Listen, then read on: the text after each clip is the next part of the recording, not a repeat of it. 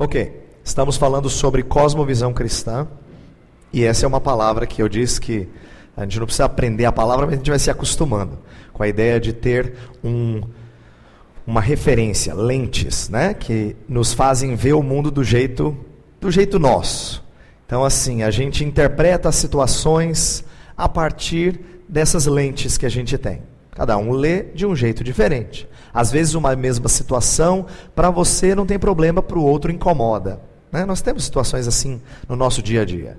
De pessoas que fazem leitura diferente de certas situações. Pois bem, eu falei de cosmovisão no primeiro dia, tentando mostrar na primeira parte que cosmovisão é uma coisa que está no mais profundo do nosso ser. Ele é anterior a todo tipo de juízo que a gente faz. É também anterior às nossas ações. A gente age baseado na nossa cosmovisão, baseado naquilo que está sedimentado no coração. Nós falamos do coração como sendo importante porque a Bíblia fala que nós somos o reflexo do que é o nosso coração. A gente só consegue esconder isso quando a gente cresce e fica esperto em usar máscaras. Eu até falei que a criança, ela normalmente é muito franca. Você vê o egoísmo da criança com mais facilidade. Eu tenho um menininho que tem quase 2 anos. O brinquedo que é dele. O brinquedo que está perto dele é dele. O que está na mão da outra criança é dele. O que não é dele é dele. O que ele acha que é dele. Entendeu? Então ele sabe usar essa palavra com muita facilidade. É meu. É meu. Nós somos mais polidos. A gente usa mais máscaras. Não significa que a gente perdeu de ser egoísta, não.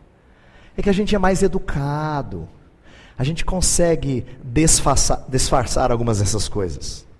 Por isso que, à medida que Deus sonda o nosso coração, a gente entende melhor o que está lá dentro. E de como muitas vezes nós temos uma cosmovisão que não está batendo em tudo com as Escrituras Sagradas. E precisa ser reformulada. Precisa ser trabalhada. Então, depois de ter explicado um pouco sobre o que é cosmovisão, e aí a gente usou aquelas ilustrações do iceberg, da casa e dos fundamentos da casa, das lentes. Depois de falar tudo aquilo, nós falamos de como o ser humano tem um problema, o evangélico em geral. Tem um problema, isso é presente fora do contexto evangélico, mas nós evangélicos temos aceitado uma dicotomia que é própria dos nossos tempos, de sagrado, secular, santo e profano, e acabamos por achar que as coisas aprendidas na igreja estão mais ligadas àquilo que é sagrado, e não temos muita noção de como aplicar isso ao chamado secular. E dei exemplos vários disso. Ontem nós falamos de criação, e aí eu tentei mostrar como a criação é o primeiro elemento da história da humanidade, importante para você apropriar-se dele e viver à luz dele. Aí falamos algumas coisas diferentes ligadas à criação, né? Falamos sobre como o ser humano ser criado à imagem e semelhança de Deus faz diferença na maneira como você o trata e como você se trata. Falamos também sobre a ordem criacional. Eu li aquele texto de Isaías 28 com vocês, que fala que até o jeito de arar a terra, Deus ensina o agricultor. De como Deus colocou coisas na criação. De como Ele colocou uma estrutura. Tá bom, obrigado. De como Ele colocou uma estrutura na criação e que tudo depende agora Ele espera que nós tomemos a direção correta. Né? Nós falamos de estrutura e direção, de como Deus nos colocou naquilo que Ele criou, né, na criação, como gerentes da loja, eu usei essa expressão. Nos deu o mandato cultural, isto é, Deus não só deu regras para que nós nos relacionássemos com Ele, com o próximo, mas também com o restante da criação. E falamos de como nós temos que entender que tudo que nós fazemos nessa área também honra o Senhor. Não é verdade que Deus só é honrado com cânticos de louvor. Cânticos de louvor são uma forma belíssima e recomendada pelas Escrituras. Mas o Senhor é louvado por coisas até muito estranhas. Salmo 76, 10 fala: até a ira humana há de louvar-te.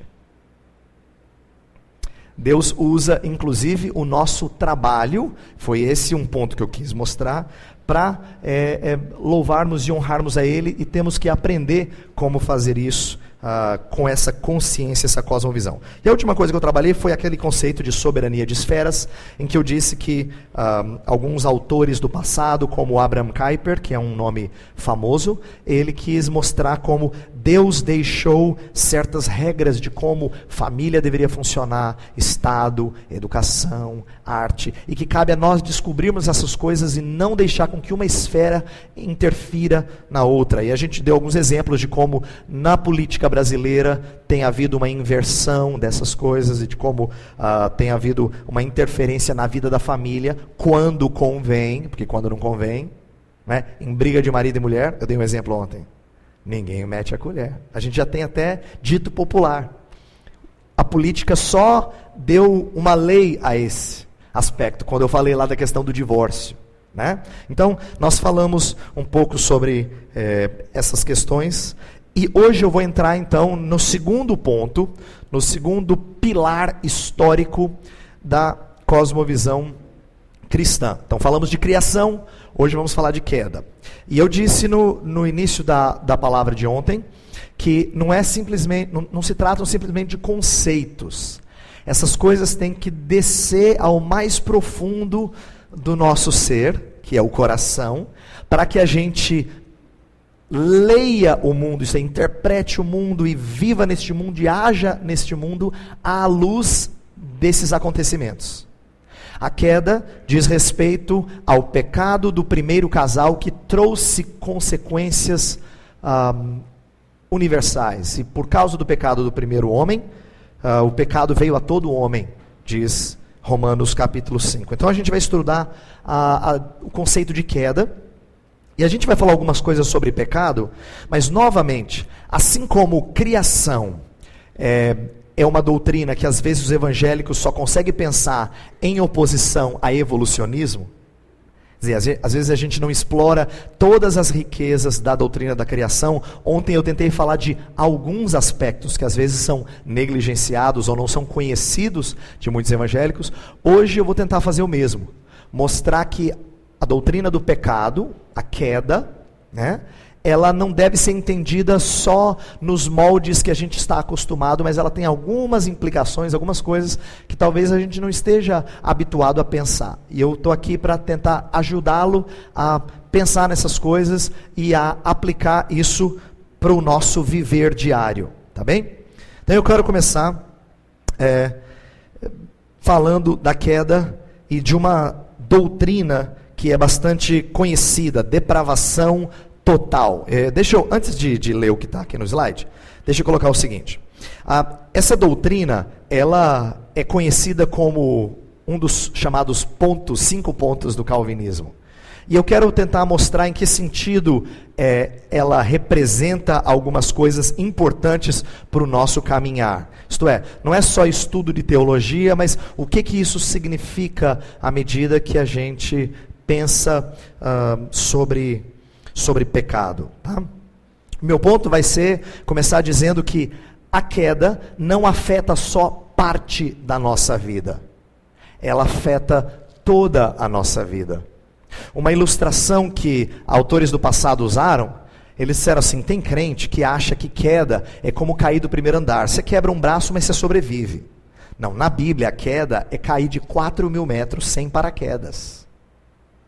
Você morre, não tem jeito. Porque a Bíblia chama o pecador morto em seus delitos e pecados. Ele não é alguém que está fragilizado, mas pode clamar ao Senhor por si próprio, pedindo ao Senhor que venha em seu socorro. A não ser que Deus lhe dê vida, ele não consegue fazer isso por si só. Esse é o conceito que a gente está acostumado a trabalhar em depravação total. Vamos pensar em algumas outras coisas aqui. Pecado não é só uma quebra do mandato espiritual ou do social, mas também do cultural. Lembra? A maneira como a gente lida com a criação também tem que honrar o Senhor. E se nós desonramos o Senhor, nós somos pecadores em fazê-lo. Então, meu ponto é mostrar que em todas as áreas da nossa vida, nós podemos ser omissos em nossas tarefas e com isso estarmos aquém daquilo que o Senhor Deus espera de nós. O sentido do adjetivo total na expressão depravação total, eu coloquei entre aspas de propósito, porque às vezes essa doutrina ela é mal compreendida. Quer ver? Ó? Se eu chego para uma pessoa e falo assim, então, nós cremos que o homem é totalmente depravado. Falou, por favor, meu. Ei, você acha que eu só faço bobagem? Eu também sei fazer umas coisas, eu tenho meus erros, mas eu não sou tão ruim assim. Esse tipo de reação que alguém tem ao que eu acabei de falar, está mais ou menos certo. Por quê? Não foi explicado para ele o que é depravação total. Total, não no sentido de no máximo das potencialidades, mas total no sentido da abrangência do pecado. Deixa eu dar o seguinte exemplo. Vamos supor que a gente esteja num lugar com uma piscina que acabou de ser suja. Caiu muita sujeira lá. Mas a sujeira, por ela ser mais leve do que a água, ela boiou.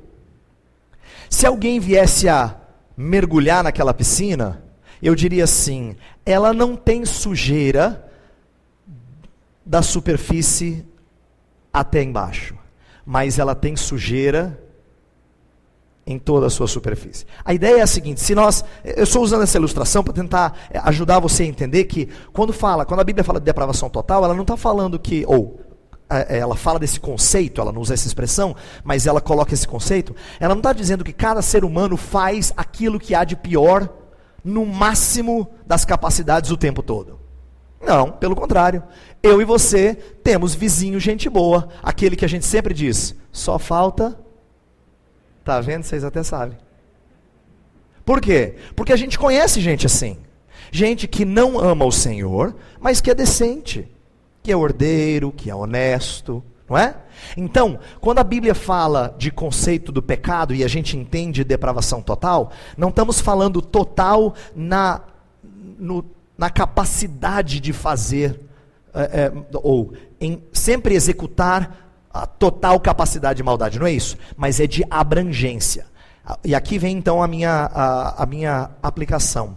Nós não podemos achar que tenha alguma área da nossa vida que não foi afetada pelo pecado.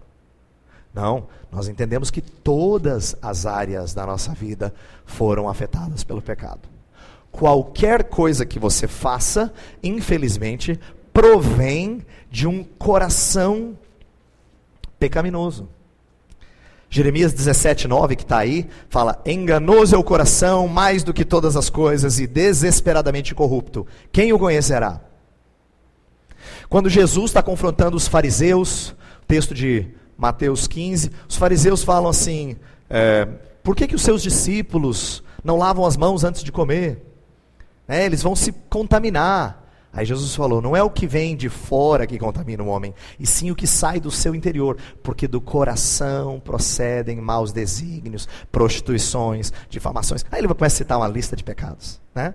Para mostrar que a sede do pecado é tão profunda que você não consegue ter acesso a essa sede. Então você não consegue fazer limpa. Lembra que eu falei ontem sobre, eu estava falando de coração, repetindo algumas coisas que eu falei na segunda, e eu disse assim, o coração a gente até pode preencher de coisas boas, isto é como se você não tivesse acesso, mas você pudesse só jogar algumas coisas boas lá, né? Seja isso que ocupe o vosso pensamento, eu citei Filipenses 4, verso 8 e tal. Então se você colocar coisas boas, guarda no coração as tuas palavras para não pecar contra ti, você tem condições de gradativamente, por obra do Espírito Santo, purificá-lo. Mas quando você não faz isso, e frequentemente nós não fazemos isso, nós deixamos com que coisas ruins adentrem o nosso coração, e ele já é propenso para o mal. Então, nós somos inclinados a pensar o que é mal, falar o que é mal, agir em cima do que é mal. Então, pecado envolve pensamento, emoções, desejos, atitudes. Por quê? Porque a fonte é impura, o problema está na fonte. Se a fonte é impura, tudo que é água que sai da fonte, vem impura. Então nós temos um problema mais radical do que a gente imagina. Agora eu estou usando radical no seu sentido mais técnico. Não é radical de gíria. Radical vem da raiz. Nosso problema é radical. Vem da raiz. Não é? Tá ligado ao nosso mais interior. E isso faz com que nós, então, tenhamos algumas dificuldades sérias das quais a gente vai tratar aqui. E nós temos que ter nossos olhos abertos em relação a isso. Veja só, eu quero falar de uma tendência em nossos dias, que agora vou contrapor com a doutrina da depravação total. Eu não sei se você atenta para isso, mas tem sido muito comum em nossos dias as pessoas falarem de buscar alguma coisa no seu interior. Eu chamei isso de viagem ao fundo do ser. Elas dão isso como sendo uma alternativa para buscar solução para os seus problemas. Então deixa eu dar alguns exemplos. Olhar para dentro de si a fim de buscar força e superar obstáculos. Em várias áreas. Músicas, filmes. Frequentemente você vai ouvir alguma coisa assim. Encontre o herói dentro de você. Todo filme que a gente está acostumado a assistir, quando o herói do filme está tentando superar alguma dificuldade, normalmente é uma pessoa assim, incapaz, Zé Mané, assim, um que não consegue fazer nada, e aí ele é colocado diante do desafio e todo mundo, vamos lá, você consegue, não é assim? Todo filme, você consegue. Porque todo filme tem a ver com motivar as pessoas. A gente gosta de assistir filme assim, a maioria dos filmes que a gente assiste estão ligados a esse tipo de motivação. Vá, busque força lá dentro. As músicas falam de você buscar no seu interior esse tipo de força, esse herói, né? Saúde, lazer, as meditações, as terapias, os spas, estão numa cultura de quem quer fazer você encontrar paz interior. Não é? É a expressão que é usada. Uma outra que é muito comum, você talvez já tenha usado ela. Eu estou procurando me encontrar, pastor. Uma vez eu ouvi um pastor dizendo assim, meu querido, você está procurando a pessoa errada. Verdade. Presta atenção nos seus olhos. Eles são virados para fora, não para dentro. Você é a única pessoa que você não enxerga nessa sala. É verdade. Deus fez você virado para fora. Por quê? Porque Ele quer que você encontre outro. Por isso que o primeiro grande mandamento é amar a Deus sobre todas as coisas. E o segundo, amar ao próximo. Não tem nenhum mandamento que ame a si mesmo. Não tem nenhum mandamento assim. Deus sabe que Ele não precisa preocupar em ordenar isso. Você faz isso muito bem. Você é craque nisso.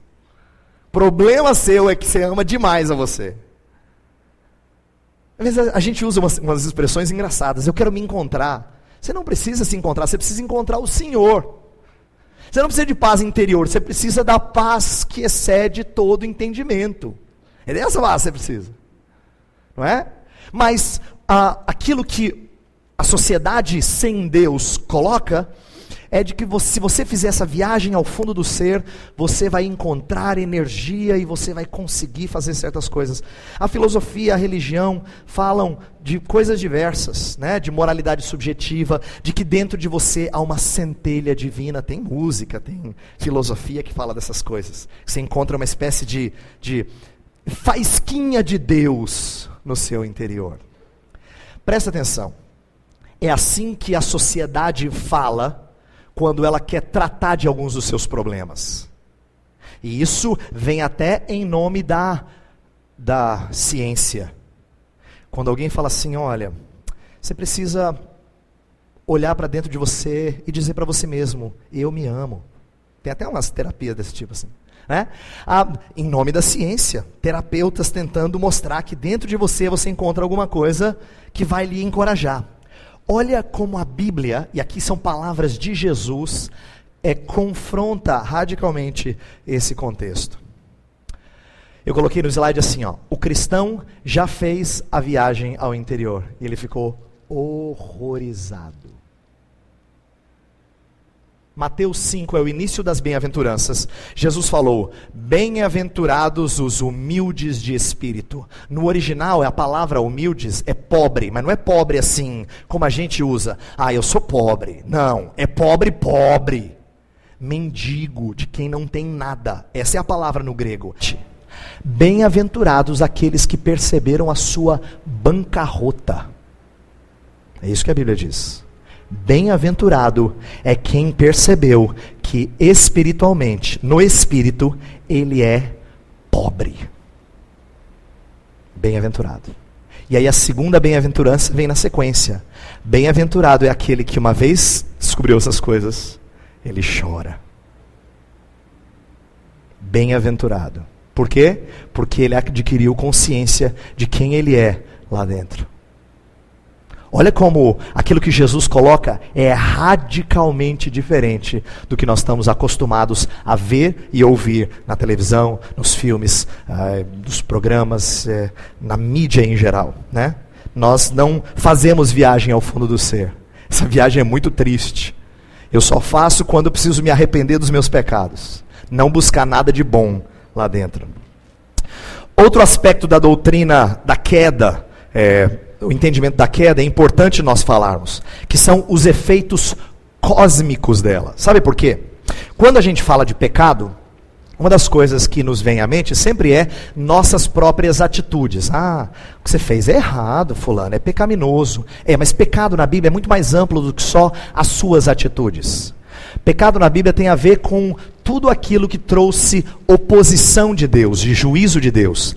E de acordo com Gênesis 3 e Romanos 8, essa oposição de Deus trouxe efeitos sobre todo o cosmos, e não só sobre pessoas. Vamos ler esses dois textos. Vamos abrir Bíblia em Gênesis 3:19 e depois Romanos 8, versos 20 a 22. Então, 17 fala assim: maldita é a terra por tua causa. Aí no 18 fala que produzirá cardos e abrolhos, né? E o 19 fala aqui, ó, pra você conseguir coisa agora, ó, vai suar. Então, presta atenção, quem que pecou? Tá Quem é que pecou? Eva. Quem é que sofre? A terra também. Agora vem uma coisa que tá ligado com o que a gente estudou ontem. Por que que a terra sofreu com o pecado de Adão?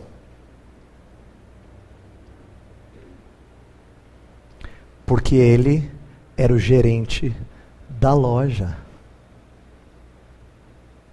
Tudo aquilo que o gerente faz, a loja sofre as consequências.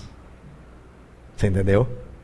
Deus colocou ele como, uma expressão usada nos livros de teologia, é vice-regente. Ele é o segundo, depois do Senhor Deus, na regência da criação. Tudo aquilo que o vice-regente faz, a criação sofre com isso.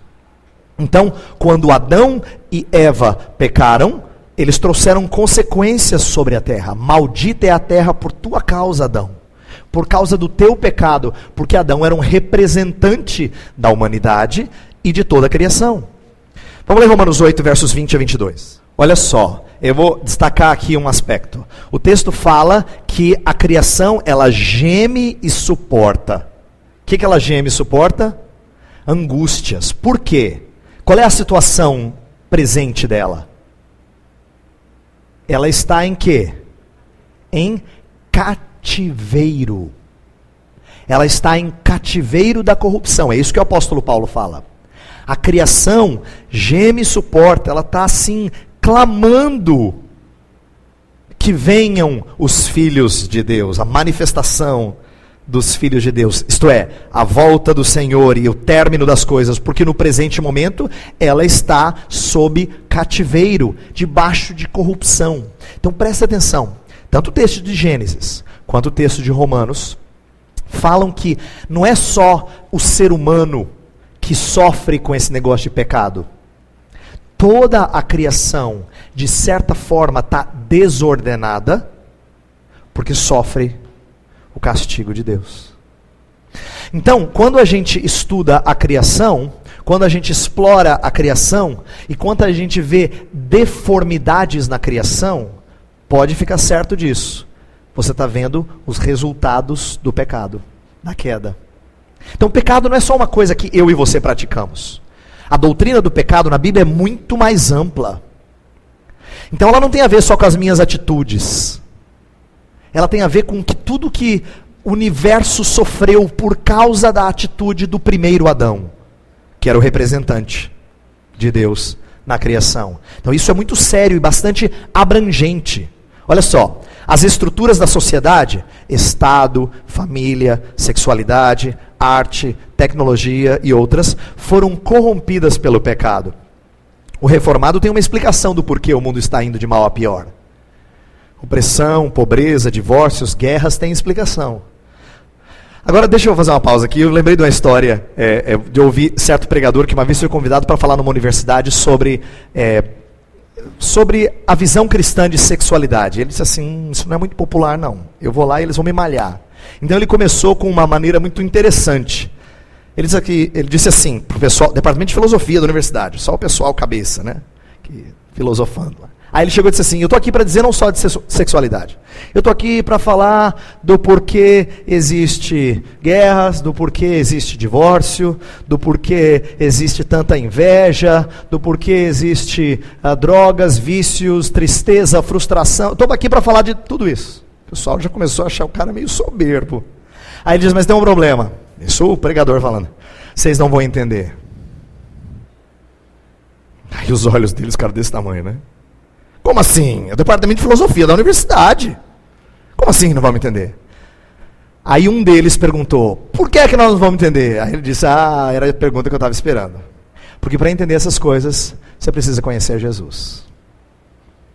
O que esse pregador estava dizendo? Ele estava dizendo assim, olha, para você enxergar o mundo e entender o porquê essas coisas acontecem, você tem que ter uma cosmovisão cristã. Se você não tiver, você vai ter um entendimento equivocado e utópico do ser humano. A razão pela qual nós podemos entender, quando eu falo entender, não é que a gente tem todas as respostas, mas a gente sabe por que existem guerras. A gente sabe por que existem opressões, pobrezas, divórcios, brigas, violência. A gente sabe. Tem como raiz aquilo que a Bíblia chama de pecado. Então, repito, pecado não é uma coisa ligada só àquilo que você ou alguém da sua família pratica de errado. É muito mais amplo do que a gente está acostumado a ponderar. Por isso, nosso engajamento com estruturas sociais precisa ser cônscio dessa realidade pecaminosa do ser humano. Eu creio que nós temos que ter, ao mesmo tempo que desejos de servir ao Senhor, onde Deus nos colocar, nós temos que ter consciência de que não cabe a nós fazer transformação radical. Nós estamos num contexto de cativeiro da corrupção. Tá? E aqui vem um outro ponto que eu quero conectar com isso. Eu estou tentando falar desse assunto, de nós sermos cônscios dessa realidade, porque o que a sociedade está acostumada a pregar é uma visão utópica. Né? O ser humano bom que só precisa da condição social correta.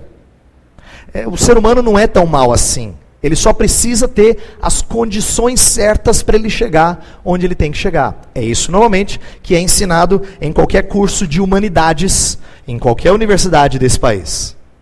Ok? Olha só, agora como é que eles explicam sofrimento e dor? Está aqui uma citação de um livro do Chuck Colson e da Nancy Pearce. Fala assim, os pensadores do iluminismo concluíram que deve ser produto do ambiente. Ignorância, pobreza ou outras condições sociais indesejáveis. Tudo de que necessitam para gerar uma sociedade ideal é criar um ambiente melhor, melhorar a educação, aumentar as condições econômicas e refazer as estruturas sociais. Olha só, esse resumo aqui, desses dois autores, quer dizer que desde o iluminismo, pelo menos, não é que isso não existia antes, mas desde o iluminismo tem sido muito forte a influência de tendências humanistas, de pensar que depende de nós. Rede Globo, o hino da Rede Globo, não é? Final de ano, você já ouviu isso antes? Então, é o resuminho do espírito utópico dos nossos dias.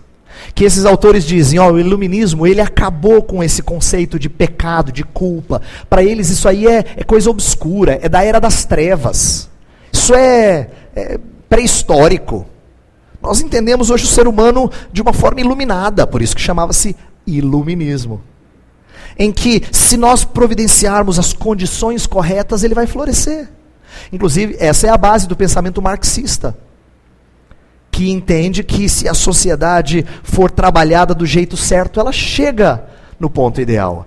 Todo aquele que perde o referencial bíblico de pecado e dos efeitos do pecado, ele tem uma visão utópica da sociedade. E quem tem uma visão utópica acaba promovendo ou conduzindo ao totalitarismo. Veja só, Hitler também tinha um conceito utópico de sociedade. Ele achava que se ele mexesse algumas coisas na sociedade alemã, ele produziria um povo excelente. O comunismo soviético entendia que poderia produzir uma sociedade ideal. Esses são exemplos só do século XX. De gente que tinha ideais. Não pense que as pessoas que estão debaixo desses governos não tiveram algum tipo de pregação utópica. Lógico que tiveram, é por isso que acreditaram. Como é que você mantém a confiança em líderes dessa natureza? Você diz, olha, nós vamos produzir uma sociedade assim, que não tenha mais isso. Você vai falar, uau!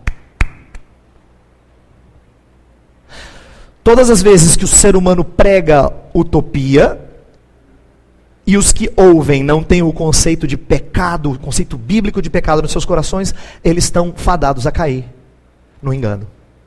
Porque é o que eles anseiam. Eles anseiam resolver os problemas das suas vidas. Mas se não tivermos um conceito correto do que é o pecado e dos efeitos do pecado, nós teremos sérios problemas. Problemas porque nós seremos sempre frustrados. Tá? Então aqui, eu estou dizendo essas coisas, atenção, não pense que a palestra vai acabar nisso, mas se por um lado a criação traz muita coisa bonita, a queda traz muita coisa feia, e a Bíblia não esconde as feiuras, nem dos personagens mais bonitos.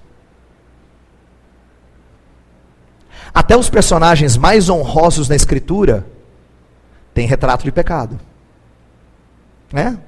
Vamos lembrar de alguns. José do Egito. Você fala, uau, José do Egito, que moço íntegro. Por que você acha que ele ficou brincando de leva o saco de comida, vai lá, bota o copo, traz para cá. Né? Leva e tal. Por que você acha que ele ficou fazendo isso? Porque diz o texto que na primeira vez que ele reconhece os irmãos, ele os trata rispidamente. Está lá no texto bíblico.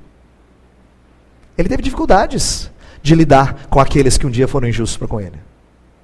Aí você fala, pastor, mas Jó foi um homem de Deus. Jó quer ter um tribunal com Deus e dizer para Deus que está fazendo a coisa errada. Assim, Deus, o senhor errou, porque eu sou santo. E aí no finalzinho, quando Deus dá audiência para ele, ele disse, eu só te conhecia de ouvir falar, hoje os meus olhos te veem. E eu me arrependo no pó e na cinza. Que besteira que eu fui falar. Jó.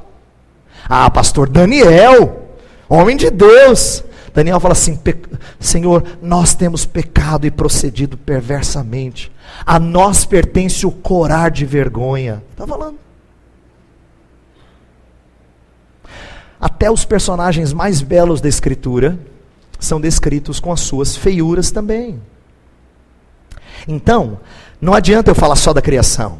Uma cosmovisão cristã sabe das belezas da criação, mas sabe das feiuras que a queda trouxe. Essa é a mais pura verdade. E se você não tiver ciência disso e não mantiver isso claro na sua mente, você vai perder de vista uma perspectiva cristã. Agora deixa eu falar um pouquinho da seriedade do pecado, porque esse é um assunto importante para você entender do que nós estamos tratando aqui. Pecado, ele é sério, porque, lembra que ontem nós falamos de estrutura e direção, eu vou falar um pouco mais disso hoje, e deixa eu usar como exemplo agora, o ser humano. Nós fomos criados à imagem e semelhança de Deus. Aí eu falei ontem que Não é porque alguém não ama Cristo Jesus que ele não é imagem e semelhança de Deus. A gente leu 2 textos, um do Antigo e um do Novo, para mostrar que Deus usa isso, isto é, o ser imagem de Deus, como base para não matar alguém, para não ofender alguém com a língua. Então, Deus está considerando todo homem como imagem e semelhança dele. Ainda que desfigurada, imagem e semelhança. Presta atenção. Em que sentido eles são imagem e semelhança? Não no direcionamento, mas sim na estrutura, na capacidade, no potencial, isto é, nas ferramentas que Deus deu ao homem, de ser adorador, de ter responsabilidades, de poder fazer pacto com Deus, de ter raciocínio, de ter consciência de si próprio, de ser um ser relacional, né? Tudo isso são características próprias, além de várias outras. Agora atenção, todas as características, a gente poderia acrescentar mais. O homem tem senso de estética, de beleza, ele tem criatividade. O ser humano é fantástico porque ele consegue criar coisas. Ele é o único que imita o Criador, no sentido que ele é capaz de produzir coisas com a criação. Nenhum outro ser consegue produzir coisas com a criação. O ser humano consegue. O ponto é dizer o seguinte: todas essas qualificações que o ser humano tem, ele as usa contra o Criador. O primeiro aspecto que mostra quão vil é o pecado, quão sério é o pecado, é você usar os presentes de Deus contra o próprio Deus. Tem um texto que eu acho muito precioso. Ele é lindo, mas ele é triste e ele é forte. Ezequiel 16, eu vou resumir rapidamente. É o texto que conta a história do abandono e da trajetória pecaminosa de Jerusalém, a partir da figura de uma moça. A história é mais ou menos assim: você nasceu, foi desprezado pelos seus pais, estava lá no seu sangue, eu passei perto de você, e eu peguei você, e eu limpei você, e você passou a ser minha. Eu cuidei de você, você cresceu, e aí desenvolveram os seus seios, e eu percebi que chegou o tempo de amores. Eu me casei com você. Aí eu cobri você, coloquei a minha beleza em você, as minhas roupas, os meus enfeites, os presentes, as finas iguarias, e tudo mais, uma série de coisas. O texto descreve, aí chega um momento que fala assim: mas você desprezou essas coisas e passou a se entregar aos vizinhos. Aí começa a falar do adultério de Israel. E uma das maneiras de falar do adultério do povo de Deus é que Deus fala assim: você pegou os presentes que eu te dei e você deu aos seus amantes. Israel, você foi tão vil que aquilo que eu te dei como expressão do meu puro amor, você deu para quem fazia sujeira com você. Deus descreve esse pecado com linguagem até mais drástica do que eu estou falando agora, mostrando quão vil é a pecaminosidade do povo judeu. E na verdade não é só deles, é representação daquilo que nós somos. Nós somos aqueles que receberam inúmeras dádivas de Deus. No entanto, na hora que eu e você pecamos, a gente não considera essas coisas. Pelo contrário, a gente usa até aquilo que Deus nos deu contra os propósitos de Deus, em oposição aos propósitos de Deus. Isso é vil. Isso é baixo. E a Bíblia fala mais. A Bíblia fala que todo pecado, num certo sentido, é contra Deus. Isso aqui é muito interessante, importante. Eu vou usar a história de Davi como exemplo. Davi se deita com Batseba, e depois quando o profeta Natan chega para ele e aponta o pecado dele, ele fala: pequei contra ti somente. Quando a gente lê esse Salmo 51, você tem a impressão assim que Davi não entendeu. Davi, faz favor, Davi, contra ti somente? Davi, você pecou contra Batseba porque você ordenou que ela viesse deitar com você. Você pecou contra Urias, o marido dela, porque você mandou ele para a guerra e ele acabou morrendo. Você pecou contra o povo, porque o povo sofreu as consequências do seu pecado. Você pecou contra a sua família, tanto é que Deus trouxe castigo: a espada jamais apartará da sua família. Você pecou contra o chefe do exército, porque você forçou ele a fazer uma maldade, e o chefe do exército sabia. Davi, você pecou contra todo mundo, Davi. Como assim contra ti somente?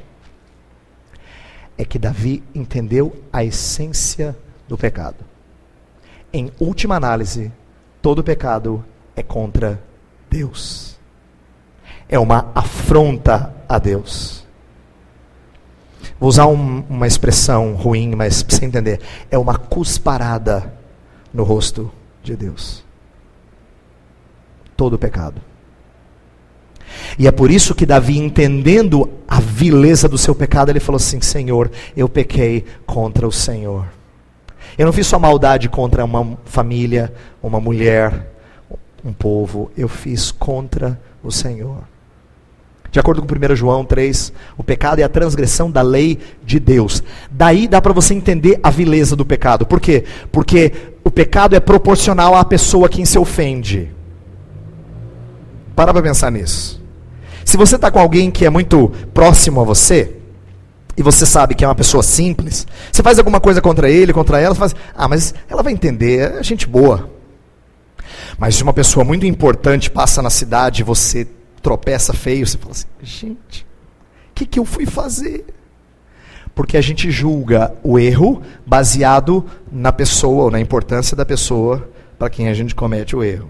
A gente fica preocupado quando é alguém, talvez que seja mais importante, ou que vai trazer mais consequências sobre a sua vida. Agora pense no pecado contra o Senhor. É isso que Davi entendeu. Que o pecado é proporcional à santidade daquele contra quem você peca. E é isso que fazia do pecado tão vil. A idolatria é o pecado mais tratado na Escritura. Interessante isso. A Bíblia fala demais de idolatria. E às vezes eu acho que a gente perde de vista o porquê. Inclusive, a gente tem a impressão que idolatria era um problema sério no passado. Ou é um problema sério para católico. E eu acho que aí a gente perde de vista que idolatria, na verdade, está na raiz de todos os seus pecados. Todas as vezes que você troca o Senhor por outro, você exalta outro no lugar do Senhor.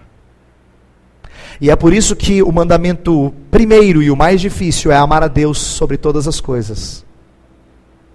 Porque quando você ama a Deus sobre todas as coisas, você cumpre a lei, mas quando você não ama a Deus com todo o seu coração, com toda a sua alma, com todo o seu entendimento, com toda a sua força, então você pratica idolatria. Então idolatria é tratado na Bíblia com bastante frequência, não é à toa. Não tem a ver só com as imagens que a sua família ou conhecidos seus têm. Não. Tem a ver com um problema do coração. Calvino falava que o coração é uma fábrica de ídolos. Sabe a palavra dele? Porque em Ezequiel 14 fala dos ídolos do coração. Ezequiel capítulo 14. Vocês fizeram ídolos no coração. O coração produz coisas para substituir o Senhor em diversas áreas. Daí a vileza. Por quê? Porque a idolatria é um exemplo de trocarmos o Senhor por outro. Daí você entende por que aquele texto de Ezequiel que fala do adultério. Idolatria é isso. É trocar o Senhor por outro. Se isso dói quando a gente faz nas relações pessoais, não dá nem para mensurar como isso deveria doer em relação a Deus. Presta atenção. Se você já teve um amigo muito próximo seu, que de repente te abandonou, te tratou mal, ou se você já teve um amor na sua vida que desprezou você, você sentiu tanto, você até falou, mas que maneira de terminar. Que falta de coração. Se isso dói na relação entre dois seres humanos pecadores, que dirá trocar Deus por outro. Por isso que falei que o cristão que fez a viagem ao fundo do ser, ele ficou horrorizado. Porque ele viu muita coisa suja. Muita coisa suja. Eu acho que é bom a gente parar por aqui, e eu vou terminar essa primeira parte com algumas aplicações, depois a gente... Deixa eu dizer algumas coisas aqui, antes da gente prosseguir. Por que eu estou tratando dessas coisas? Por que eu estou enfatizando a questão da queda, antes da gente continuar? Porque o pecado, a abrangência do pecado, tanto fora de nós, quanto dentro de nós, vai nos dar ciência do porquê algumas coisas acontecem como acontecem lá fora. Não é? Isso faz de você alguém que ouve as palavras de Jesus. Sede simples como a pomba, mas prudente como a serpente. Porque ele fala, eu vou enviar vocês no meio de lobos. E vocês vão estar no meio de pessoas que vão perseguir a vocês como perseguir o mestre. E uma série de coisas que o Senhor Jesus orientou e alertou. Por quê? Porque ele conhece a vileza do mal. E isso vale para muitas coisas. Por exemplo, uma vez eu fiquei tremendamente impactado com uma situação que aconteceu com 2 senhores idosos de uma igreja que eu pastoreava. Eles não tinham tido filhos, já estavam nos seus 70 e poucos anos, só tiveram um filho adotivo que foi a tristeza da vida deles. Um homem que se envolveu com uma série de problemas, vícios, tomava dinheiro dos pais, e uma série de coisas. Então era a tristeza deles.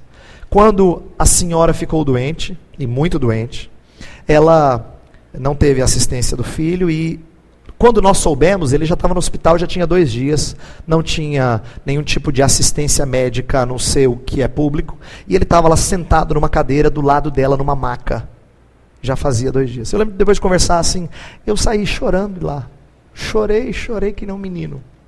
Mas eu lembro por que eu chorei, não é só porque eu fiquei com dó deles, é porque eu entendi o sentimento do Salvador, quando ele chorou diante da morte de Lázaro. Agora vamos contar a história de Lázaro para você entender. Quando Jesus Cristo retarda a ida para a cidade onde Lázaro e as suas irmãs estavam, onde eles moravam, quando retarda a sua ida para lá, Jesus já sabia o que ia fazer. E aí, quando ele chega lá, ele já está se preparando para fazer o que ele vai fazer. Se ele sabe, dá para você ler o texto e tirar essa conclusão. Se ele sabe que Lázaro está morto e que ele vai ressuscitar Lázaro, então por que Jesus chorou? Presta atenção. Se algum querido nosso morresse, mas Deus falasse diretamente para você, espera um pouquinho, daqui a pouco ele vai voltar, você nem chorava. Porque morte não seria dolorida. Mas o Salvador chora. Por que ele chora? Eu creio que ele chora por 2 razões. Não só porque ele vê Maria chorando, mas porque ele vê os efeitos do pecado. Aquilo que todos estavam sofrendo, não só Maria, mas até o que Lázaro tinha sofrido, era consequência do pecado. No dia que eu saí daquele hospital eu chorei. Por quê? Porque eu tinha visto o que o pecado fazia na vida de alguém. Não estou falando de pecados agora no sentido de caminhos tortos. Estou falando das consequências do pecado, que vem inclusive sobre os nossos corpos. Olha só uma perspectiva cristã é que faz você olhar para a doença e dizer pecado. Eu não estou falando de pecados pessoais que tiveram como consequência um castigo de Deus. Não estou falando nada disso. Estou falando que é consequência do pecado nessa esfera. Nosso planeta é manchado e massacrado pelo pecado. Então é uma visão triste? É. Graças a Deus ela não termina aqui. Amanhã e depois a gente vai falar de coisas muito mais bonitas do que hoje, o dia meio deprê, tá? Mas a gente vai dar uma pausa, porque depois do intervalo eu tenho algumas coisas que eu acho que vão se conectar melhor se faladas todas de uma vez.